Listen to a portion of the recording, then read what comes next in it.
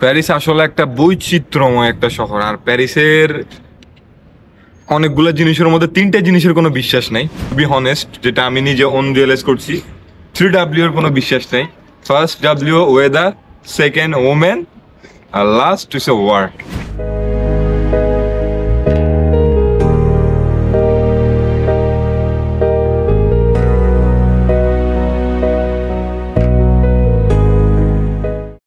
ফ্রান্সের প্রথম যদি কোনো মুসলিম বা কেউ থাকে তুর্কিশ বংশোদ্ভূত, সে আলজেরিয়া থেকে ফ্রান্সে আসছে, তার নাম হচ্ছে বে ওসমান।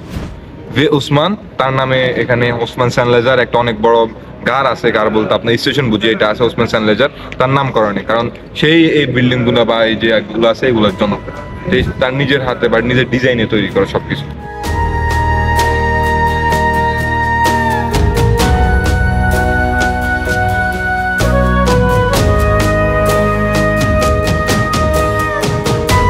হিস্টোরিক্যাল বিল্ডিং, এই বিল্ডিং আপনি প্যারিসের যে কোনো অলিতে গলিতে যান, এই যে দেখেন আপনার এখানে আছে পুরোনো আর্ট, যেটা এটা পুরোনো, এখন এটা হচ্ছে নতুন সংস্করণ। পুরোনো বিল্ডিংটা এমন ছিল, প্যারিসের অলিতে গলিতে বা যেই কোনো জায়গায় যাবেন একই আর্কিটেকচার আর্ট সবগুলা সেমই মনে হবে আপনার কাছে। এটা কলকাতার মতো। প্যারিস সরকার মনে হয় ওদের স্থাপত্য শিল্পটাকে বেশি প্রাধান্য দেয়। হ্যাঁ, স্থাপত্য শিল্প এগুলা হচ্ছে আপনার অনেক আগের শিল্প, যেগুলো আছে এগুলা অনেক আগের।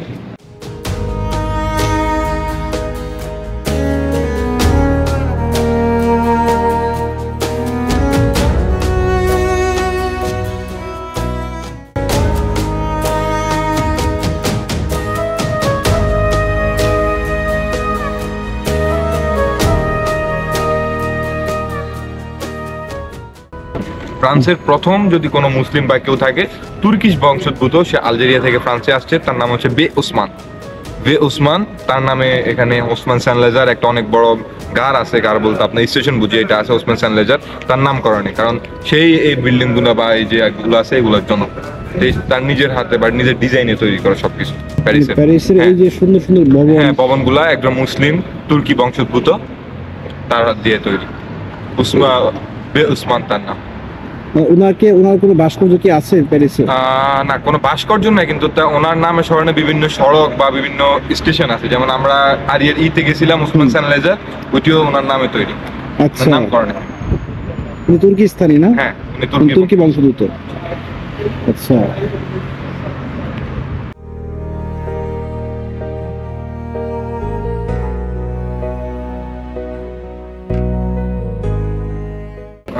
প্যারিস আসলে একটা বৈচিত্র্যময় একটা শহর। আর প্যারিসের অনেকগুলো জিনিসের মধ্যে তিনটে জিনিসের কোনো বিশ্বাস নেই, টু বি হনেস্ট, যেটা আমি নিজে রিয়েলাইজ করছি। 3W এর কোনো বিশ্বাস নেই।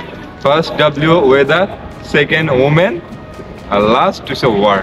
এই তিনটার কোনো বিশ্বাস নেই। যেমন প্যারিসের ওয়েদার, সকালবেলা আপনি দেখছেন জলমলে সূর্যের আলো আলোকিত পুরো প্যারিস শহর, কিন্তু খানিকক্ষণ পরেই যেন আপনার কালো মেঘে ছেয়ে যায় পুরো আকাশ, এবং পুরা প্যারিসটাই মেঘাচ্ছন্ন হয়ে যায়। এবং এই বাতাস, যেটা হচ্ছে প্যারিসের নর্মাল ওয়েদারের মতোই, তাও সামার হিসেবে ওয়েদারটা পারফেক্ট, এনজয় করার মতো।